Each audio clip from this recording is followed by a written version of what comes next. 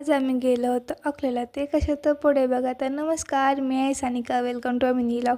सकाळी सकाळी मस्त आवरलं. डायरेक्ट येऊन पोचलो होतो अकोल्याला. तिथं येऊन आधी पेटपूजा करून घेतली आणि त्यात आज होता गुरुवारचा बाजार. मग फिरल्याशिवाय राहतोय का? फिरलो. मस्त पेटपूजा पण करून घेतली आणि पुन्हा घरचा रस्ता झाला.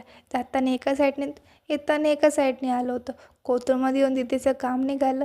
मग बसलो होतो तिथे जरा वेळ. तिच्या मनपसंतीसारखं सगळं भेटलं म्हणून काही टेन्शन नव्हतं. मग पुन्हा खाऊच्या दुकानापाशी आलो. खूप ऊन होतं म्हणून पोटला थंड करण्यासाठी काहीतरी घेत मग निघालो होतं घरी. घरी येऊन बघते तर मम्मी चालू होतं पाणी व्हायचं काम. ते कशासाठी तर औषध मारायचं काम चालू होतं पप्पांचं. मग म्हटलं मी काय कमी का? मी पण मस्त डोक्यावर हंडा भरून घेतला. डायरेक्ट येऊन पोचलो होतो वावरात. पप्पांचं काम इतकं पटकन संपलं ना की सांगायचंच नाही.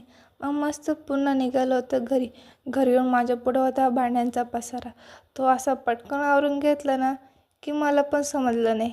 मग पुन्हा आम्ही गेलो होतो शेतामध्ये. ते कशाला तर भाजीपाला गोळा करायला.